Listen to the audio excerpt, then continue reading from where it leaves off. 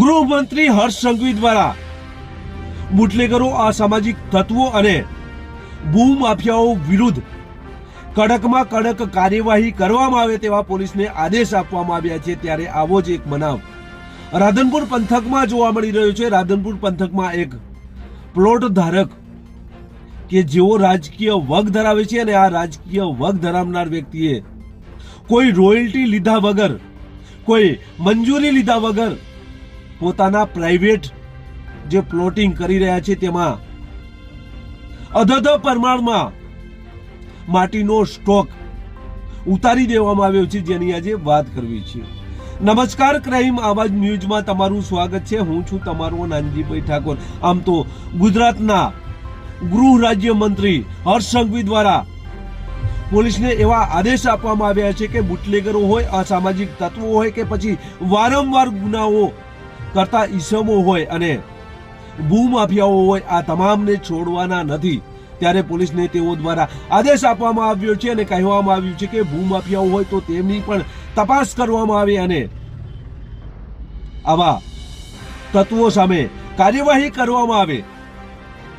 રાધનપુરમાં કેટલાક ભૂમાફિયાઓ વિરુદ્ધ કાર્યવાહી થઈ ચૂકી છે, ત્યારે ફરી એક આવી જ ઘટના રાધનપુરમાં જોવા મળી રહી છે। રાધનપુરમાં રામનગર સોસાયટીની બાજુમાં આવેલ એક પ્લોટ કે જેમાં માટીનું પુરાણ જરૂરી હતું અને જેને લઈને આ માલિક દ્વારા આ માટી પુરાણ કરી દેવામાં આવ્યું છે।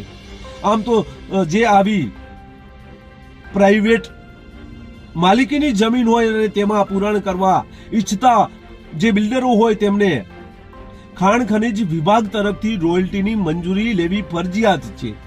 પોતાની માલિકીનું ખેતર હોય અને અન્ય ખેતરમાં આવી માટી જો નાખવાની હોય તો પણ રોયલ્ટી ભરવી ફરજિયાત છે અને આ રોયલ્ટી ભર્યા બાદ જ આ પુરાણ થતું હોય છે। પરંતુ રાધનપુરમાં એક વગ ધરાવનાર ઈસમે કે જેઓ રાજકીય વગ ધરાવે છે અને રાજકીય વગ ધરાવનાર હોવાથી જ રાધનપુરમાં એક મોટા પ્લોટમાં આ માટીનું પુરાણ કરવામાં આવ્યું છે। લગભગ 200 ટ્રકોથી વધુ ગેરકાયદેસર ખનન કરી અને આ માટીનું પુરાણ કરવામાં આવ્યું છે। આ ગેરકાયદેસર ખનન જે પુરાણ કરવામાં આવ્યું છે, જેની તપાસ કરવામાં આવે તો લાખો રૂપિયા દંડ થઈ શકે તેવી શક્યતાઓ જોવા મળી રહી છે। રાધનપુરના રામનગર રોડ ઉપર આ પ્લોટમાં મોટા પ્રમાણમાં માટીનું પુરાણ કરવામાં આવ્યું છે, એટલે સરકારી રોયલ્ટીની આ માલિક દ્વારા ચોરી કરવામાં આવી છે। ખાણ ખનીજ વિભાગ દ્વારા તાત્કાલિક ધોરણે સરકાર હિતને લઈને સરકારી તિજોરીને નુકસાન ન પહોંચે તે માટે આ પ્લોટ ઉપર સત્વરે તપાસ કરી અને કાર્યવાહી કરવી જોઈએ। હવે જોવાનું એ રહ્યું કે ખાણ ખનીજ વિભાગ દ્વારા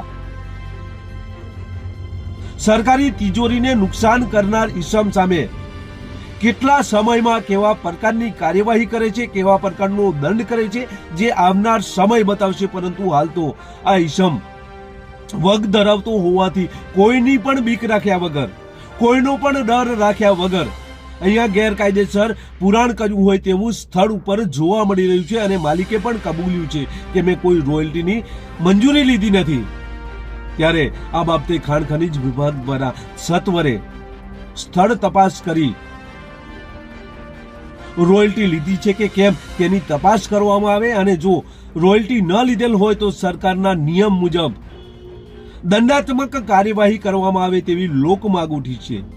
બસ એ જ। જો તમે અમારી ચેનલમાં નવા છો અને આવા જ લેટેસ્ટ ન્યૂઝ જોવા માંગો છો તો અમારી ચેનલને અત્યારે સબસ્ક્રાઇબ કરો, જેથી આવનાર લેટેસ્ટ ન્યૂઝ તમારા સુધી પહોંચી શકે। નમસ્કાર।